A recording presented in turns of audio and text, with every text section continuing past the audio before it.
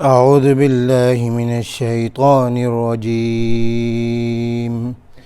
بسم الله الرحمن الرحيم. اقترب للناس حسابهم وهم في غفلة معرضون. ما يأتيهم من ذكر من ربهم محدث إلا استمعوه وهم يلعبون لاهية قلوبهم وأسروا النجوى الذين ظلموا هل هذا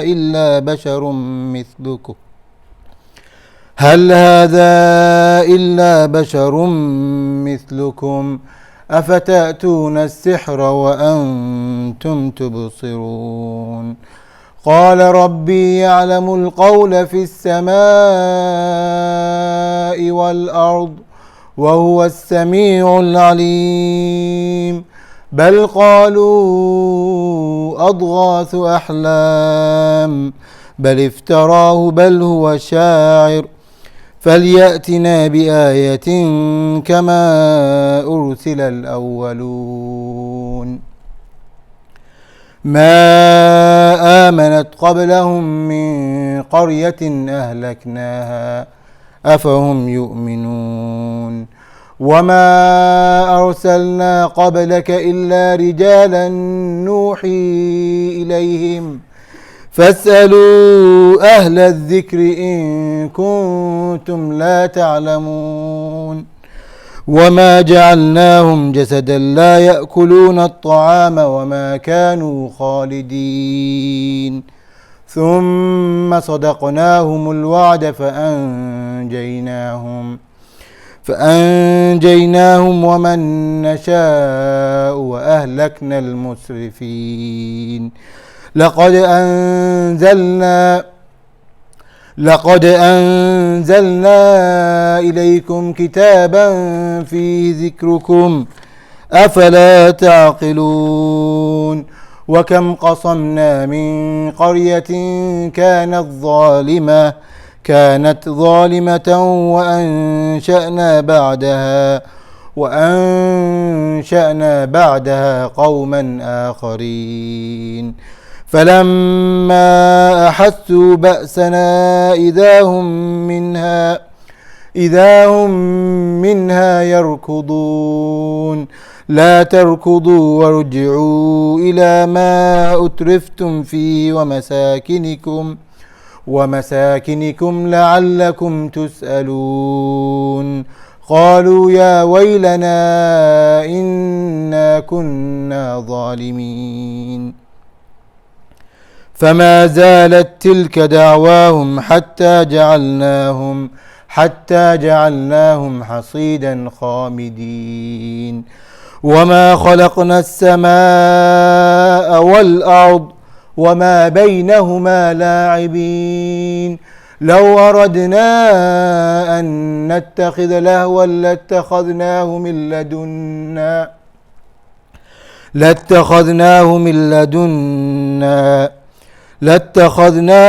لدنا إن كنا فاعلين.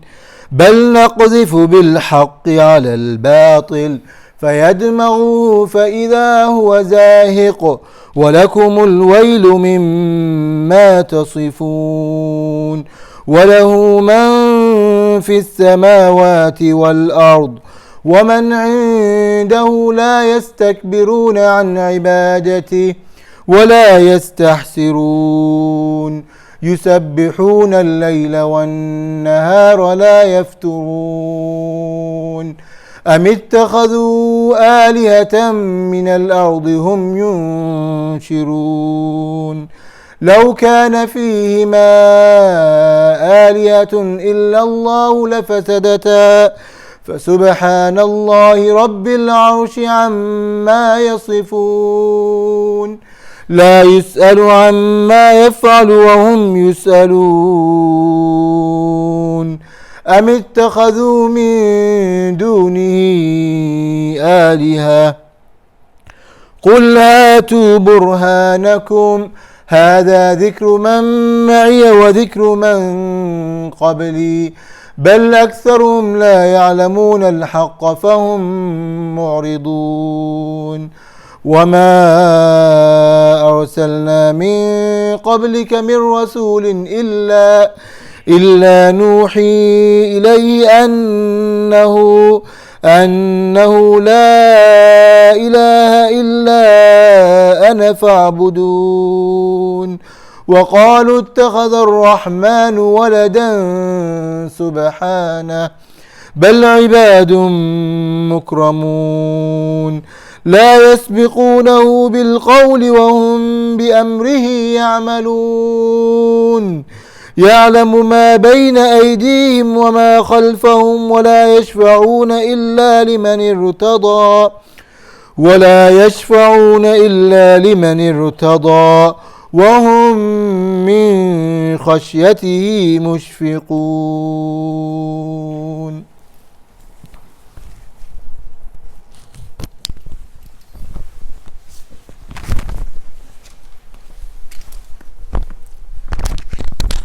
أعوذ بالله السميع العليم من الشيطان الرجيم بسم الله الرحمن الرحيم.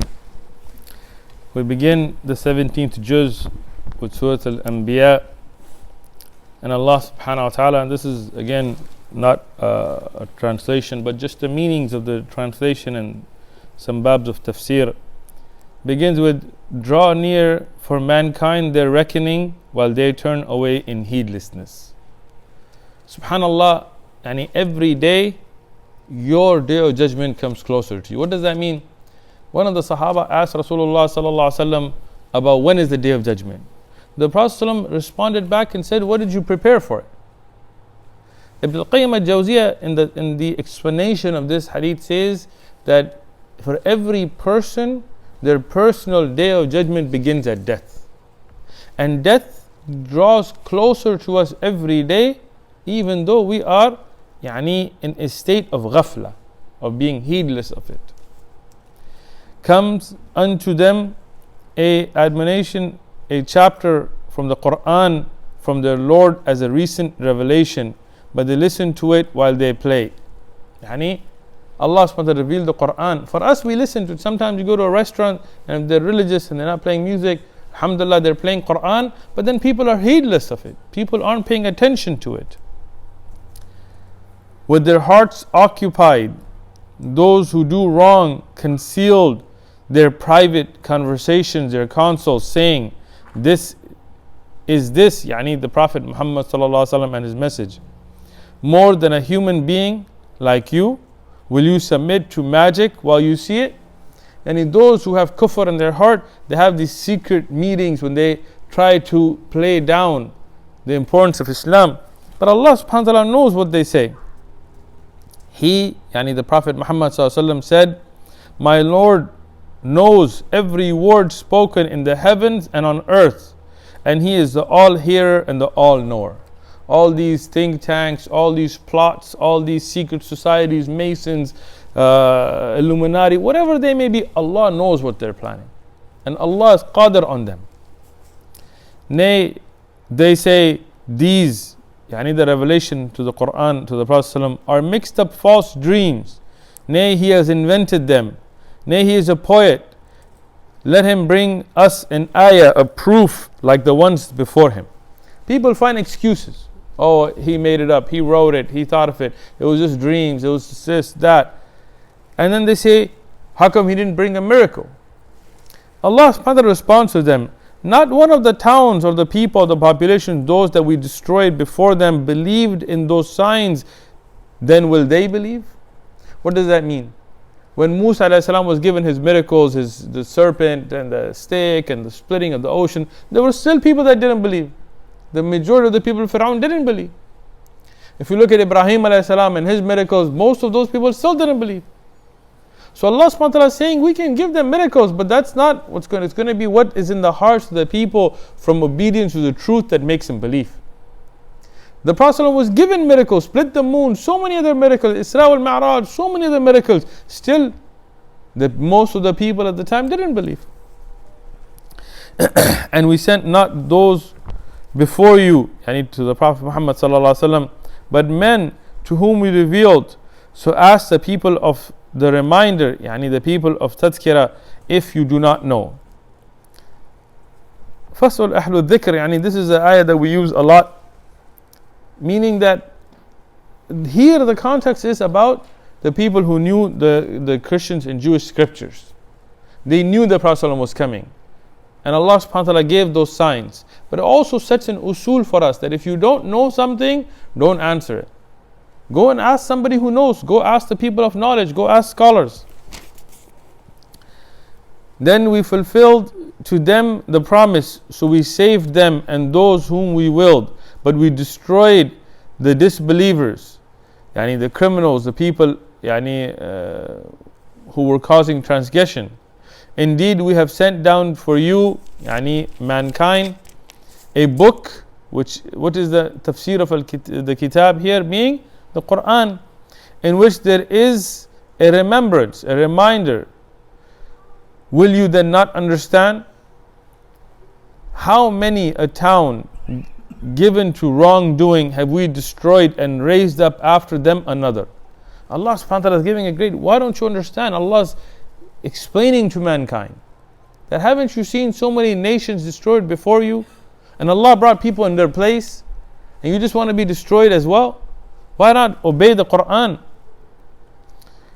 Then when they perceived our torment, behold, they tried to flee from it.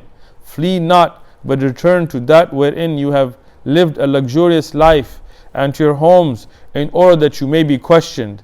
They cried, woe to us! Certainly we have been zalimun, we have been oppressors. But tafsir here meaning people of shirk. And that cry of theirs ceased not until we made them as a field that is reaped, extinct. Yani they were destroyed. Like when you finish reaping the fruits or the hay from a field, when it's destroyed, when it's finished, everything's been cut, you've put together your haystacks or whatever, you see that left over there, that's the tashbih Allah subhanahu wa ta'ala is giving. We created not the heavens and the earth and all that is between them just for play. No, Allah subhanahu wa ta'ala, we didn't make this entire universe just as a pastime.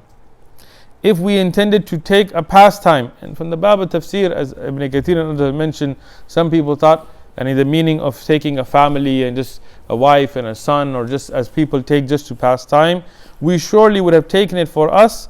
But if we were going to do that, if Allah subhanahu wa ta'ala wanted, just for something for recreation, He is unlimited in creating. But this life and death and universe is for a purpose. Nay, we fling, send down the truth, the Quran, against falsehood, which is against kufr, so it destroys it, and behold, the falsehood is vanished, and woe to you for that lie which you ascribe to Allah. To Him belongs whatever is in the heavens and on earth, and those who are nearer to Him, and the Baba Tafsir is referring to the Malaika, are not too proud to worship Him, nor are they very, meaning the Malaika, they don't have that kibr that people have. Like somebody says worship Allah, they're like, why should I worship anybody? I don't need to worship, I'm a self-made, I'm this, that. Like people have that kibr. But Allah doesn't need us. If we have that kibr, Allah will destroy us, throw us in hell. We won't do anything. And those malaika, they're always there worshipping Allah, and they never get tired. For us, you make 2 rak'atayn, oh, my back hurts, my feet hurt. Those malaika never get tired. We should strive harder in our worship.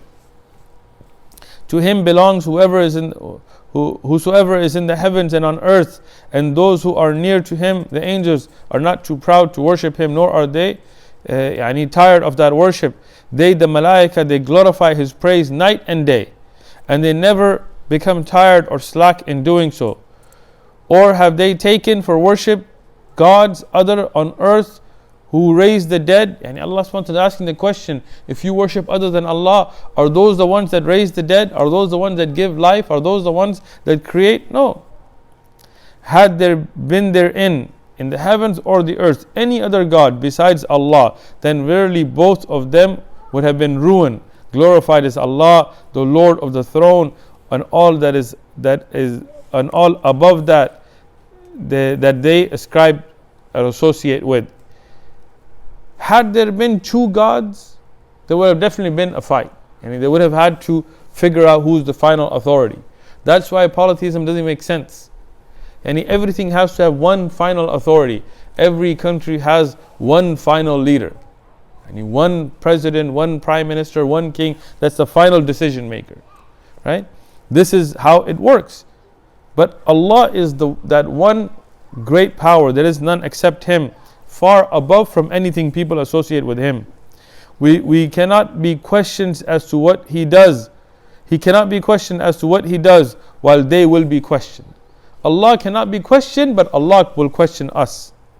Or have they taken for worship other gods besides Him? Say, bring your proof. This is the Quran, the reminder for those with me and a reminder for those before me.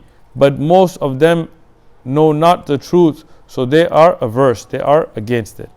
And we did not send any messenger before you, but we revealed to them, La ilaha illa ana, to worship me alone. I said, every Nabi, he brought that message.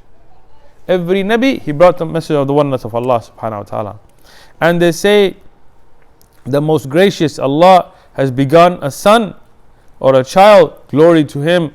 That from what they say, He is far above that. Whether it is regarding Maryam alayhi salam or Isa alayhi salam or Uzair, but these were all honored slaves of Allah. Maryam alayhi salam, Uzair alayhi salam, Isa alayhi salam were honored slaves of Allah, but not the children of Allah physically. They speak not until they are spoken, and they act by His command. From the tafsir of this is very deep, but the Anbiyā, they don't speak from their own. They speak from what Allah gives them from knowledge, and they don't act on their own. That's why the Sunnah is a hujjah in Islam, because the Prophet didn't act on his own, they act by the command of Allah. He knows what is before them and what is behind them, and what cannot intercede except for Him with whom He is pleased, and they stand in awe or fear of Him. Allah knows everything, even what the Anbiyā don't know. Allah's knowledge is perfect. Nobody's knowledge is perfect except Allah subhanahu wa ta'ala. And nobody can intercede except by the will of Allah. Nobody has authority over Allah. If Allah allows a Nabi, like the Nabi Muhammad sallallahu alaihi wasallam, or a salih, a pious person to intercede, it is only by the will of Allah. And all of them, they stand in front of Allah with khushu' and khashya, and with having the proper etiquette in front of Allah subhanahu wa ta'ala. Wa jazakumullahu khairan.